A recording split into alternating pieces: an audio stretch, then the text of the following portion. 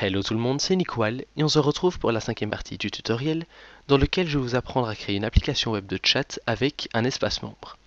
Dans les 4 premières parties, nous avions mis en place l'espace membre avec le formulaire d'inscription, le formulaire de connexion que je peux d'ailleurs utiliser pour me connecter, nicolas@nickwal.com avec le mot de passe password, et nous avions aussi créé une page sur laquelle s'affichaient tous les membres. Si je veux par exemple parler à Mathieu, je suis redirigé vers la page chat, juste ici, et l'utilisateur c'est mathieu@nickwal.com, donc l'utilisateur avec qui j'aimerais bien parler. Étant donné que cette page n'existe pas dans mon dossier page, eh bien je suis redirigé vers la page d'erreur parce que il ne trouve pas le fichier à importer. Donc afin de ne plus avoir cette erreur, je vais créer un nouveau fichier donc que je vais appeler chat.php. Je ne l'ai pas mis au bon endroit, ici dans le dossier page, voilà. Ensuite, dans le dossier JS, je vais créer le fichier chat.func.js pour mettre les scripts JS.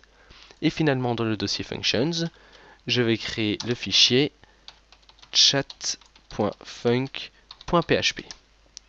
Voilà. Si maintenant j'actualise ma page, étant donné qu'il trouve bien la page chat.php dans le dossier pages, eh bien je n'ai plus mon erreur. Maintenant, ce que j'aimerais bien faire, c'est vérifier que l'utilisateur qu'on a saisi ici dans l'URL existe bien, parce qu'il y aura toujours un petit malin pour venir changer, mettre n'importe quoi à nickwal.com, et alors ça va faire bugger votre application web. Donc pour ça, je vais tout simplement créer une condition PHP. Hop, j'ouvre et je ferme mes balises PHP. Et je mets comme condition if isSet, donc si c'est bien défini, de la variable $_get_user. Et je vais d'ailleurs vérifier si elle n'est pas définie, donc avec un point d'exclamation. Donc si elle n'est pas définie, ou bien alors que l'utilisateur n'existe pas, ou bien alors que la personne en cours n'est pas connectée, alors j'aimerais le rediriger vers la page Home. Donc pour vérifier que l'utilisateur est bien connecté, nous avions créé une fonction ensemble qui s'appelle isLogged, qui retourne 1 si jamais l'utilisateur est connecté et 0 s'il ne l'est pas. Donc on va pouvoir l'utiliser. Mince, je m'étais trompé de page. C'est ici sur chat.php, voilà. Donc, ça, comme ça. Je ne comprends pas pourquoi il ne veut pas le mettre comme je le désire. Bon, on ne va pas le mettre alors. Voilà, donc si jamais il n'y a pas d'utilisateur qui était défini ici, ou bien alors l'utilisateur n'est pas connecté, donc isLogged retourne 0, donc est égal à 0.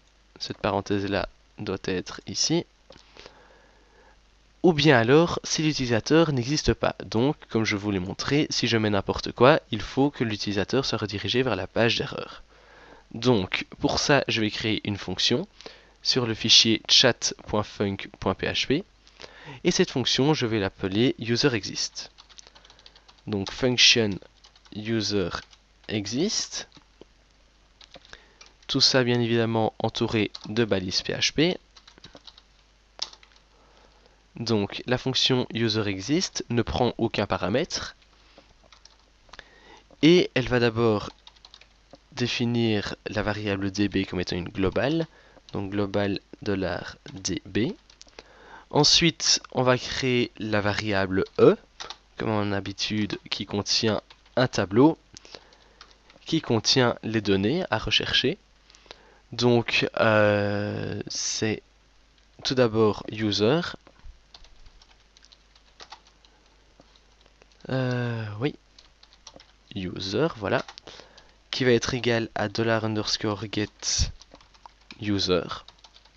Donc on a bien vérifié ici qu'il existait, sinon bah alors il arrête directement la condition. Hop, donc si jamais ici je crée bien la variable entre guillemets le champ du tableau user qui est égal à la variable get de l'utilisateur et session qui va être égale à la session en cours. session, voilà, qui est égal à $_session de chat. Alors, je vais maintenant créer ma variable SQL qui contiendra la requête SQL à exécuter, à savoir select all from la table users where email est égal à $_user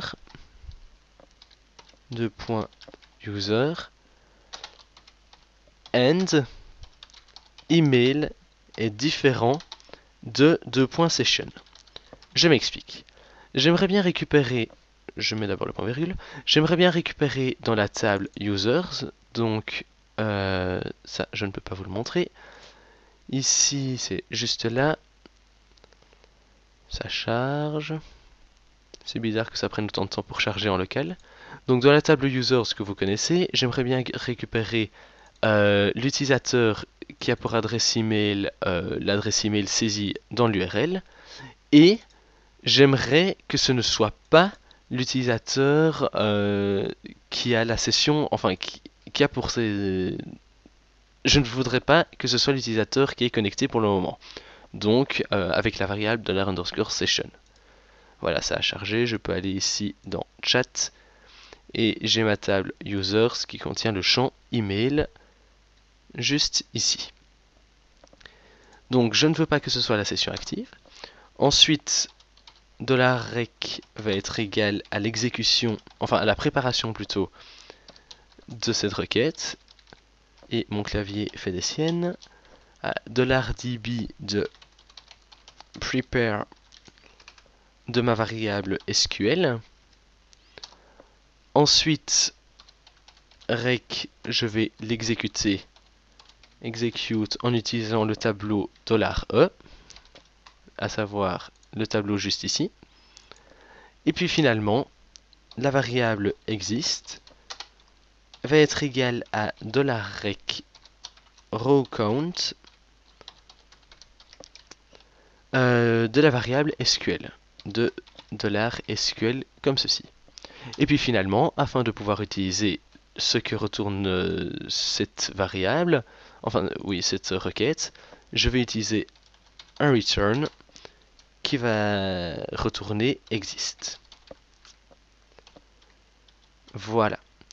Donc maintenant, je peux utiliser cette fonction-ci sur ma page chat. Donc si jamais il n'y a pas d'utilisateur saisi, ou bien alors que l'utilisateur n'est pas connecté, ou bien alors cette fonction retourne c'est 0. Non, si jamais, oui, elle retourne 0 ou alors elle est différente de 1. Hop, on peut également mettre différent de 1. Alors, je vais rediriger mon utilisateur grâce au header location qui va rediriger vers la page index.php par l'interrogation page égale home. Voilà. Maintenant, si j'actualise, je suis redirigé vers la page home car l'utilisateur n'existe pas. Je vais cliquer sur Mathieu et là je suis bien resté sur la page et je n'ai aucun problème. Ensuite, je vais définir la variable, enfin je vais définir une variable de session qui va être égale à la variable get ici. Oula, à la variable get ici, donc mathieu@nicole.com dans notre cas. Cette variable session, je mets toujours en majuscule, $_session de user et non de chat, comme avant. Donc $_session de user va être égal à $_get de user.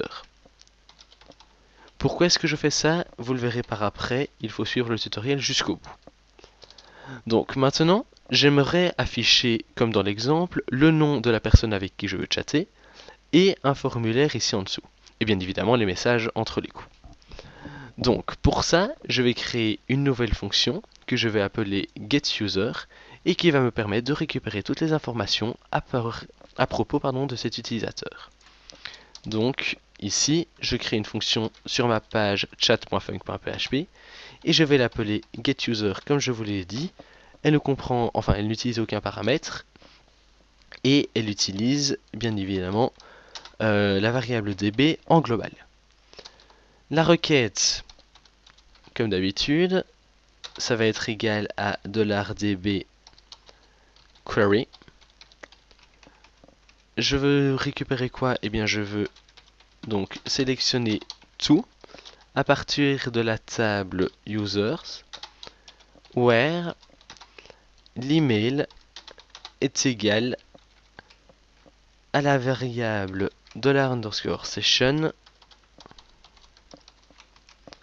de user. Alors pourquoi est-ce que j'ai utilisé session et pas get? J'aurais très bien pu utiliser get, mais vous verrez par après que nous utiliserons tout le temps session pour l'Ajax que nous utiliserons donc avec le JS. Donc je préfère dès le départ tout mettre en session, sinon nous devrons faire de modifications. Donc j'ai défini ma variable requête. Ensuite je vais définir une variable user qui va être un tableau vide comme d'habitude. Array vide. Et je vais parcourir les résultats de la recherche, donc de la recherche rec. Je vais enregistrer tout ça dans une variable row qui va donc être égale à rec de fetch object. Comme ceci. Dedans, je lui dis le tableau user, tu le remplis avec les informations contenues dans row. Row avec un seul W.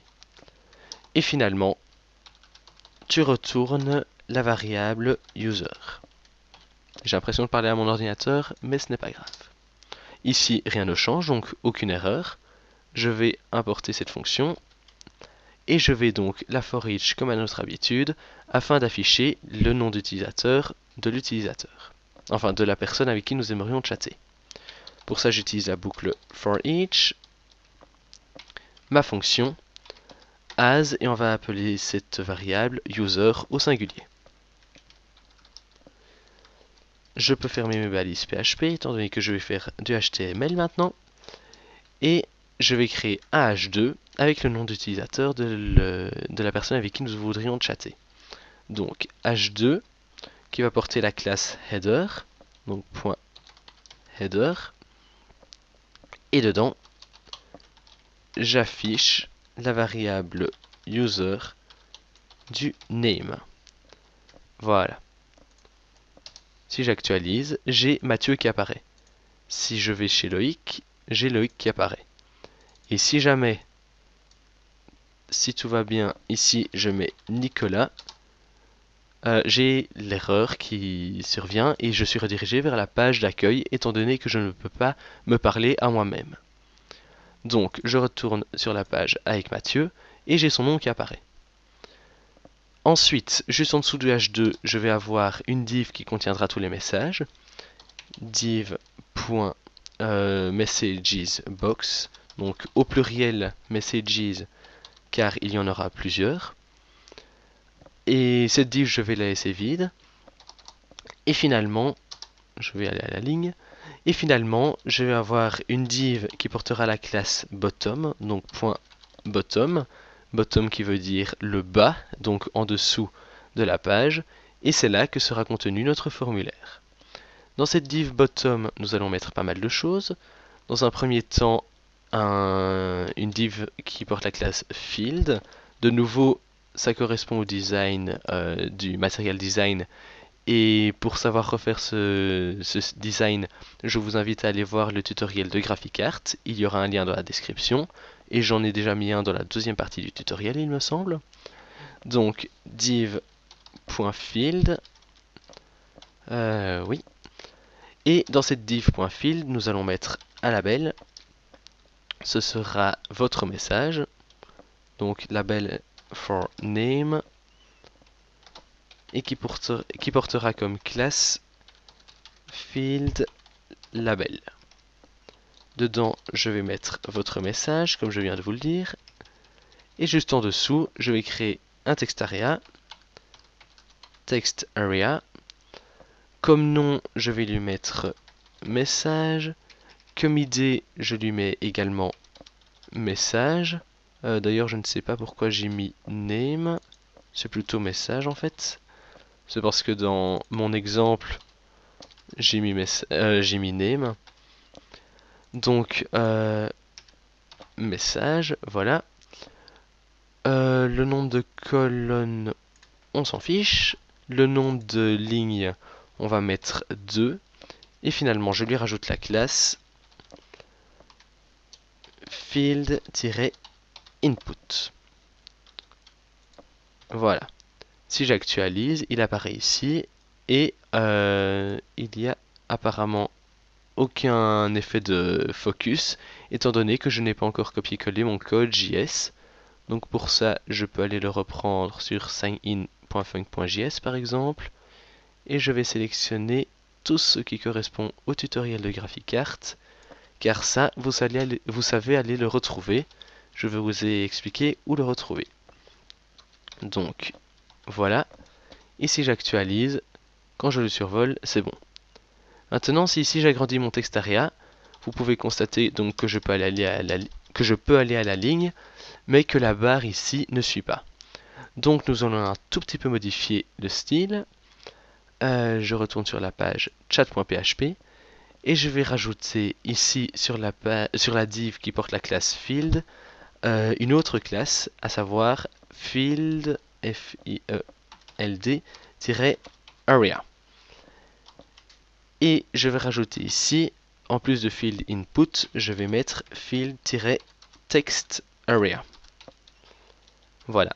Je vais sur la page style.css et je vais styliser ces deux divs. La première, donc field.area, je vais la styliser ici. Ou non, je vais aller faire ça en haut. Je vais mettre ça en dessous de field input pour rester cohérent. Si je le retrouve, voilà. Donc point field-area. Je vais lui mettre une hauteur auto. Donc il va suivre la hauteur du précédent, la hauteur automatique. Donc height de point auto. Je vais lui mettre un padding top, padding-top de 5 pixels et une largeur de 90%. Width de 0.90%. Le padding top de 5 pixels, c'est pourquoi? Eh bien, c'est tout simplement parce que quand nous aurons tout ceci qui sera placé ici en dessous, les messages lui rentreront presque dedans. Du coup, j'aimerais un peu écarter. Et j'aimerais surtout repousser Enfin, c'est plutôt à l'intérieur que j'aimerais repousser le texte. Je vais aussi styliser ma div qui porte la classe bottom. Donc, div que j'ai créée juste ici. Où est-ce qu'elle est? Juste là. Et donc, cette div qui porte la classe bottom, où est-ce que j'aimerais la mettre? Eh bien, je vais la positionner en position fixe. Donc, point bottom. Oula, je mets 2T, 1O. Point bottom, il va avoir une position fixe. Je vais lui mettre une couleur de fond blanche, parce que si je laisse une couleur de fond transparente, nous verrons les messages à travers. Donc, background-color FFF. Je vais lui mettre, je vais le placer à 0 pixel du bas de la page. Donc, bottom 0 pixel. Si j'actualise, normalement, il se retrouve bien en bas. Et on constate ici que la largeur est très mauvaise. Du coup, je vais lui mettre une largeur que j'ai déjà mesurée, width de 96%. Voilà, comme ça il ne prend pas toute la page et je pourrais rajouter mon bouton à côté. Donc, oui, je vais rajouter mon bouton après. Et étant donné que nous aurons des messages... Enfin non, ça je ferai par après, excusez-moi. Donc, je peux continuer sur ma page chat.php. Et dessus, je vais créer le bouton. Toujours dans la div qui porte la classe bottom, je crée mon bouton donc. Button qui va être de type submit, comme ça il pourra envoyer le formulaire. Je vais lui mettre un ID qui sera send. pour envoyer en anglais. Et comme classe, je vais lui mettre send. À l'intérieur de ce bouton, j'aimerais avoir une span qui porte la classe égale i-send.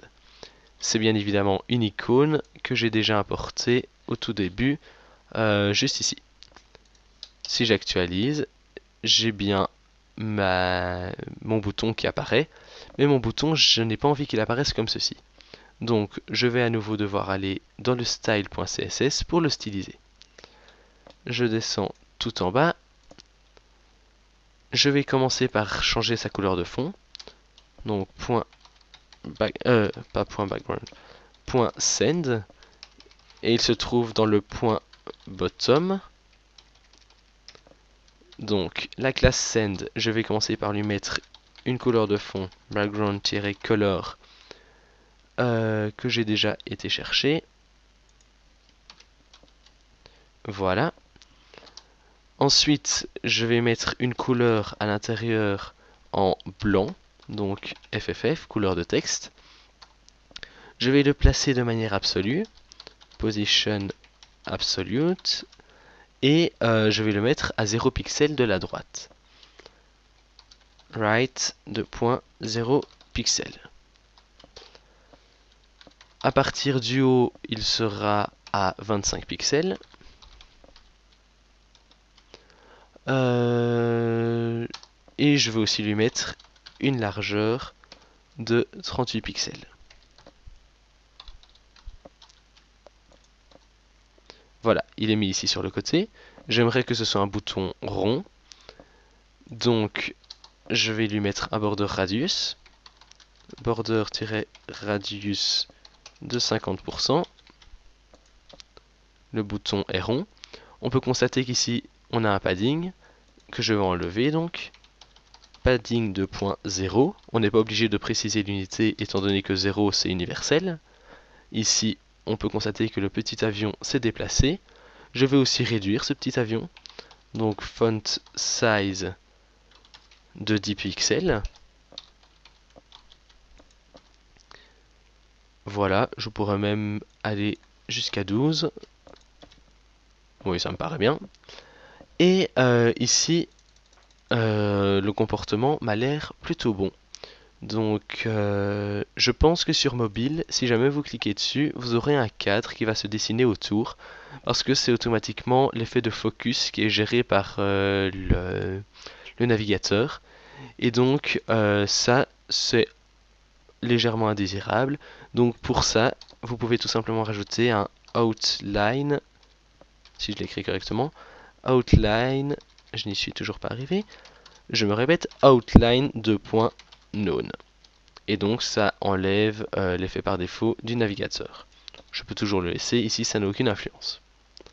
Donc j'ai mis tout ce qu'il fallait. Maintenant je vais gérer l'effet de survol.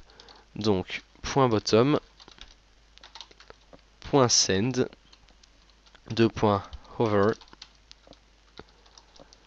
Je vais lui mettre une couleur de fond background-color que j'ai déjà été chercher.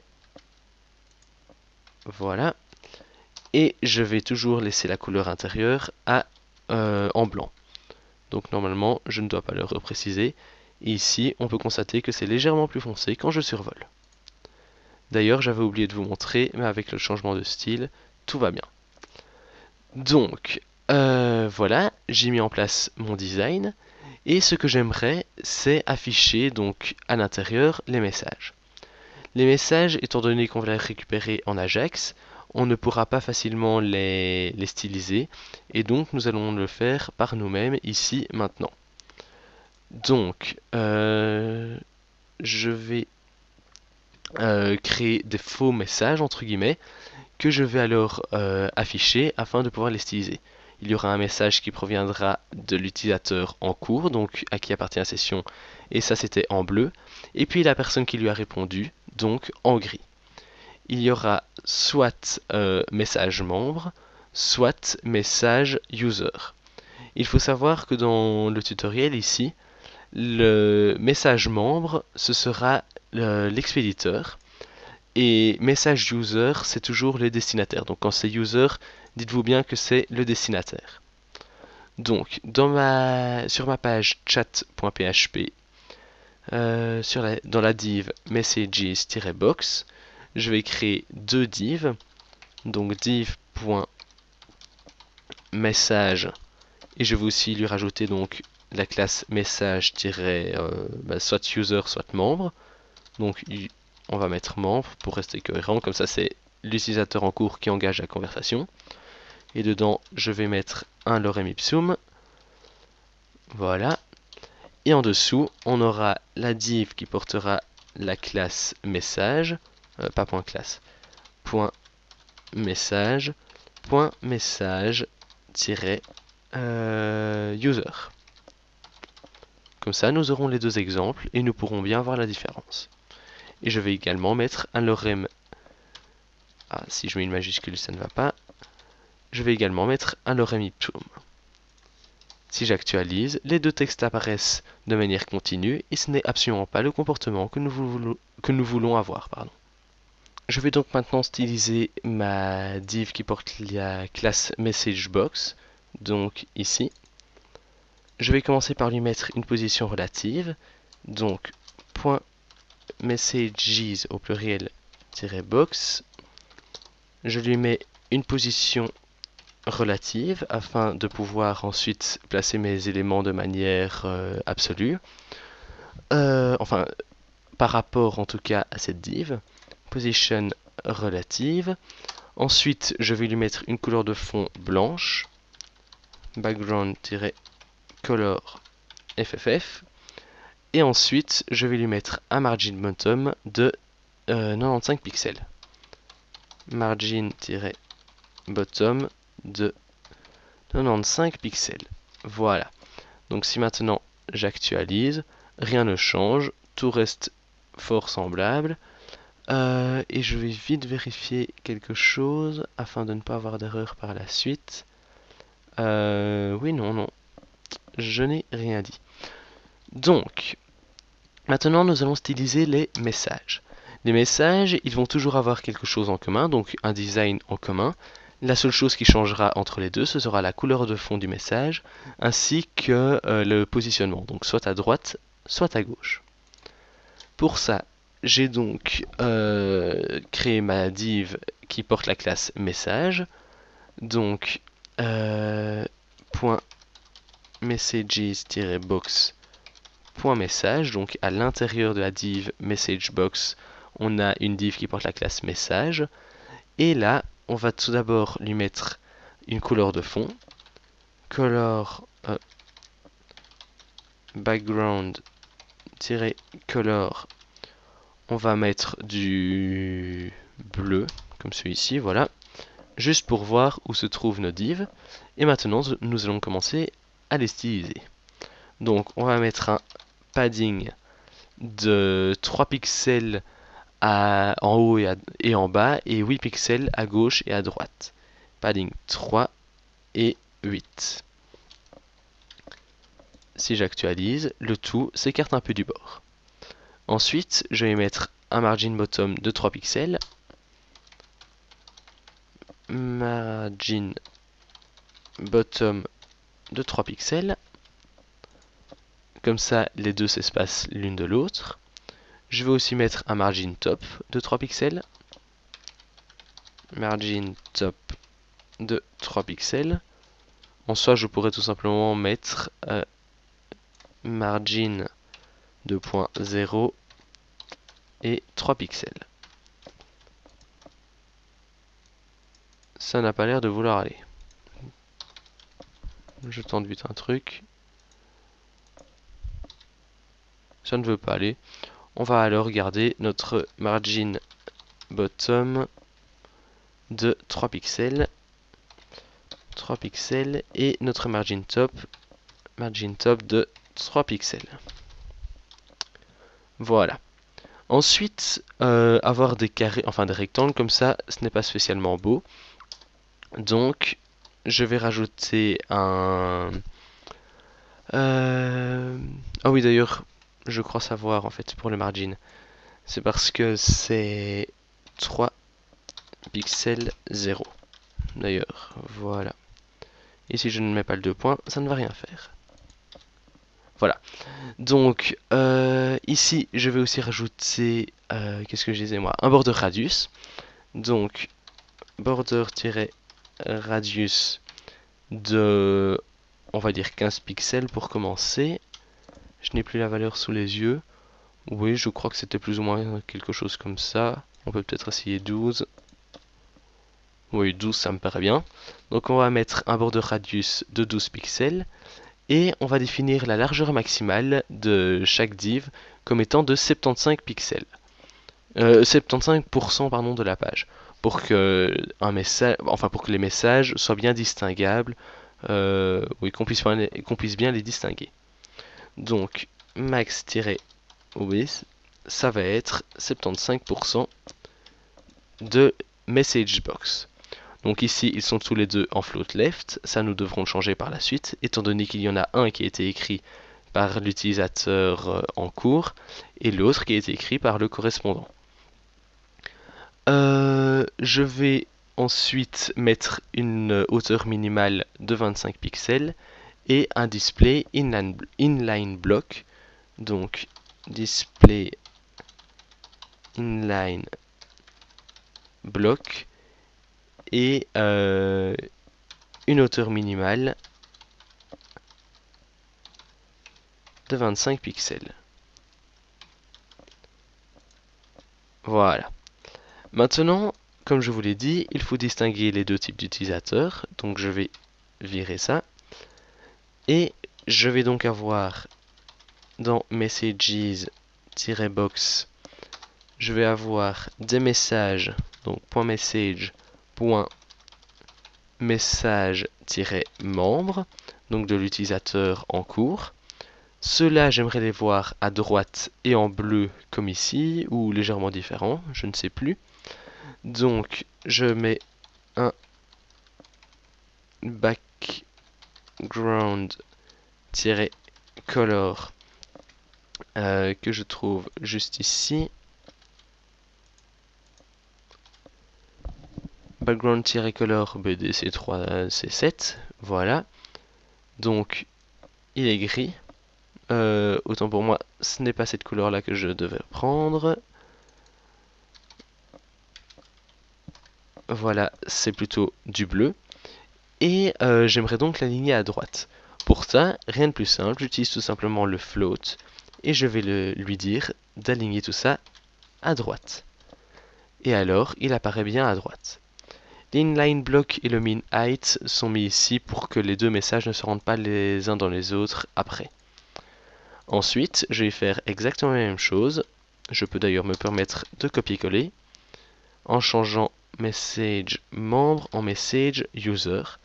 J'enlève le float right et je change la couleur et je mets alors celle d'avant, le BDC3C7. Voilà. Et j'ai donc des messages des deux utilisateurs qui sont stylisés. Je peux maintenant en rajouter, donc je vais copier celui-ci. Voilà, et puis il va encore en écrire un, va-t-on dire, et puis celui-ci va répondre. Et automatiquement, tout sera stylisé comme il le faut. J'actualise. On a les messages de l'utilisateur en cours qui sont à droite et en bleu. Et les messages, donc, c'est ici qu'on voit ça. On a membre en première position, membre en troisième et membre en quatrième. Première, troisième, quatrième. Ici, deuxième et cinquième. Ils sont bien mis au bon endroit. Donc, voilà. Je pense que finalement, contrairement à ce que j'avais dit dans les tutoriels précédents, je vais faire une 6e partie et je vais donc vous quitter ici et on se retrouvera dans la 6e partie afin de faire l'envoi du message et bien évidemment l'affichage. Parce qu'ici c'est bien gentil de rajouter les messages dans le code HTML, mais ce n'est pas du tout ce qu'on a envie que l'utilisateur fasse, étant donné que c'est absolument pas pratique si à chaque fois il doit les modifier. Donc voilà, j'ai enlevé tous les messages et dans la prochaine partie nous créerons la base de données, donc enfin la table, et nous ferons donc le système d'envoi et de récupération des messages. Donc voilà, merci à tous d'avoir suivi cette partie et on se retrouve dans la suivante. Si vous avez des questions, suggestions ou commentaires, mettez-les en commentaire. Si ce n'est pour les questions, je préfère que vous les mettiez sur le forum de mon site qui se trouve juste ici, nicoal.com. Hop, juste ici, donc vous avez un forum accessible aussi par là. Et donc vous pouvez poser vos questions. Ce sera certainement du PHP ou du CSS, plutôt du CSS dans cette partie-ci. Et voilà. Donc merci encore et à la prochaine. Salut!